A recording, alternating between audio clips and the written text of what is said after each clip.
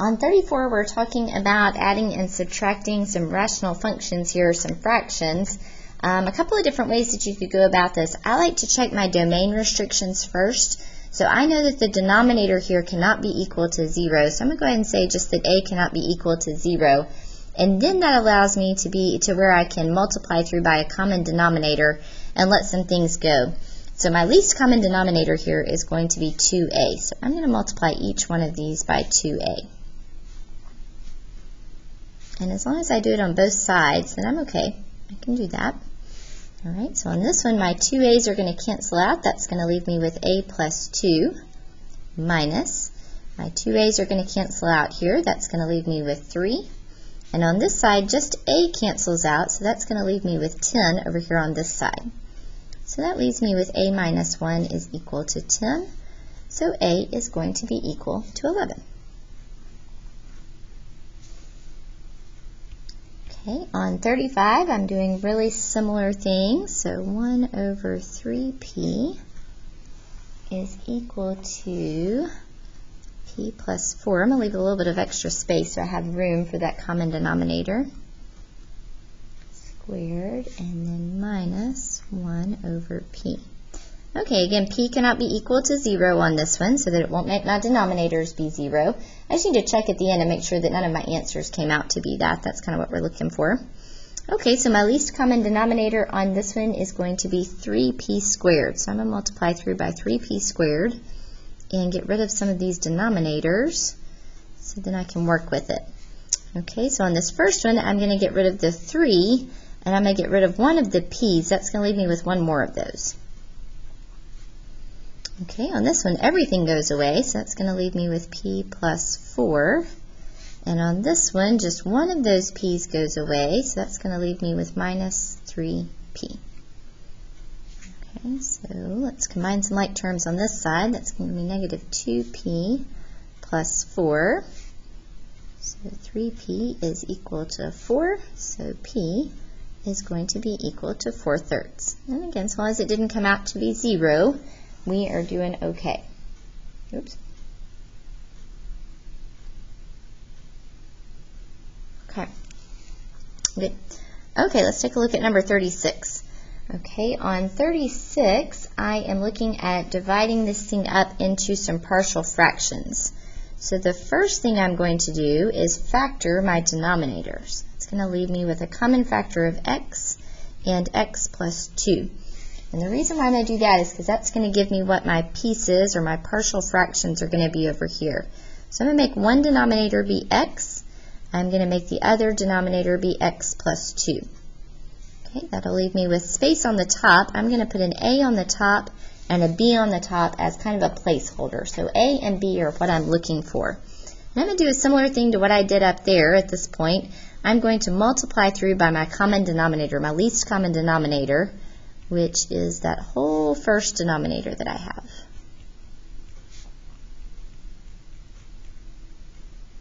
Okay, so in my first fraction, it will all go away. That's going to leave me with negative 4x minus 2. In this one, just x goes away, which leaves me with a times x plus 2. And in this one, x plus 2 goes away, leaving me with b times x. So I want to find some values that I could plug in for x that I could use to help me find a and b, to make one of these two things go away. So I'm going to start by saying, what's going to happen if x is equal to 0? Well, if x is equal to 0, that's what the left is going to look like. Over here on the right, I'm going to have 0 plus 2, and I'm going to have b times 0. All right, well, b times 0 is going to go away. Negative 4 times 0 is going to go away, so that's going to leave me with negative 2 is equal to 2a, so a is going to equal negative 1. I'm going to circle that. I'm going to need that again in just a minute. Okay, next I'm going to find an x value that I could plug in that will make a go away so that I could solve for b. So let's use negative 2. So that's going to give me negative 4 times negative 2 minus 2. So a, negative 2 plus 2, and b times negative 2. Okay, so this is going to give me 8 minus 2 gives me 6. This is going to give me 0, so a is going to go away. I'm going to be left with negative 2b. So b is going to equal negative 3. Okay, so my answer then is going to be, if I take negative 4x minus 2 over x times x plus 2 and separate it into partial fractions, a is negative 1 over x, and b is negative, so let's make that a minus 3 over x plus 2. Okay, if you want to, you can check your answer by putting those back together using a common denominator. So this can be your common denominator, and then you can subtract those top pieces. Okay. All right, one more. On 37, we get a little bit harder because we have an x squared on that one. All right, so 37, get it all written down, 5x squared minus 18x plus 12. Oops, 12. Okay, and then on the bottom, I'm going to need to get that into some factors. Let me go over here on the side, or up here on the top, and take this x cubed minus 4x squared plus 4x. And I'm going to factor that thing. So I'm going to start by taking out a common factor of x. Leaves me with x squared minus 4x. Oops, I forgot an x on that, I'm sorry. Plus 4. And then I can factor this into x and x. And my factors are 4, 2, and 2. And I'm going to put a minus sign with both of those. So really what this is going to be is x times x minus 2 squared. So that's where that squared comes into play that I was talking about. That's going to make this one a little bit harder.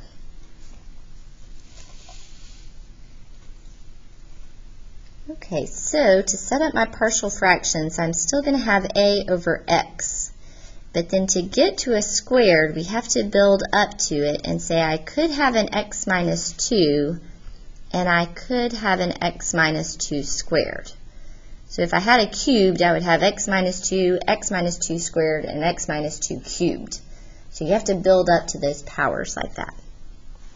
Okay, so let's multiply through by this common denominator of x times x minus 2 squared.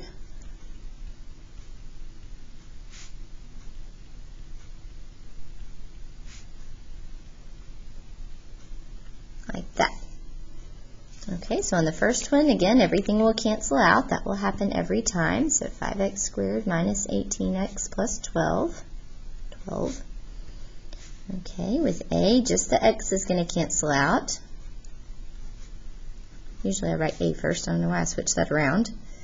With this one, just one of the x minus 2's will cancel out. So that's going to leave me with x minus 2 and x. And then with this one, all of the x minus 2's are going to cancel. So that's going to leave me with c times x. Okay, let's pick some numbers. So let me start with the easy one of 0. So if x is equal to 0, then that's going to cancel out. And that's going to cancel out. So I'm just going to be left with 12 over here.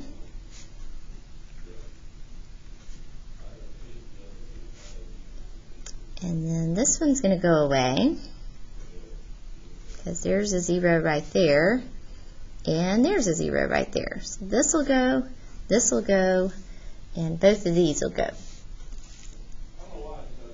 That's going to leave me with 12 on that side, and over here I've got negative 2 squared gives me 4a, so a is equal to 3.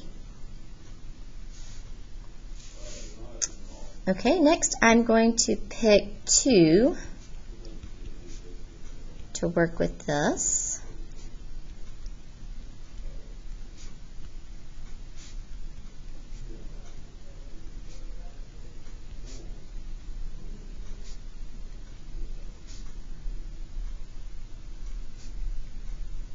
Okay, so everywhere that I have an x, I'm filling in the value of 2.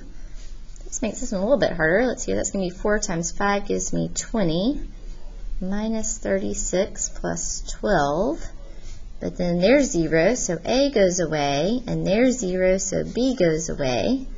So I'm left with 2c over there.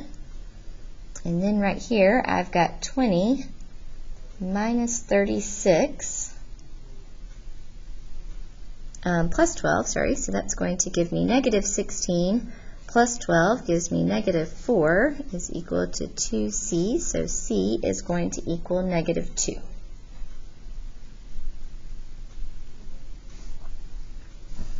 Okay, so I don't have anything else I can plug in to make a factor be 0, so I'm just going to pick an easy number to work with, like 1, and I'm going to remember that I now know a is equal to 3, and c is equal to negative 2. So that'll get rid of everything but b for me.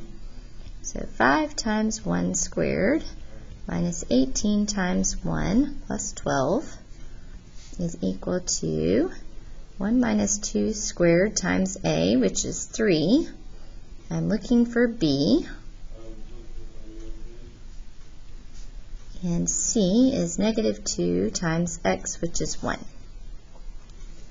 Okay, so that's a little math stuff here. Let me grab a calculator so I don't lose any of these things. So that's going to give me 5 minus 18 plus 12 gives me negative 1 over here on this side.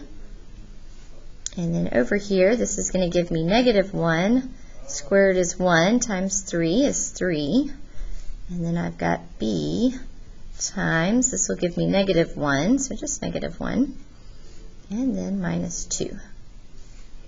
Negative 1 equals negative b plus 1. And I'm going to subtract that over, so negative 2 equals negative b, so b is going to be equal to 2. Okay, so I can plug all of that back in and write my answer.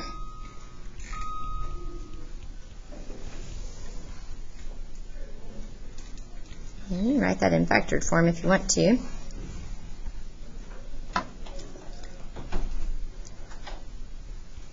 That's going to be over x. This is going to be over x minus 2. And this is going to be over x minus 2 squared.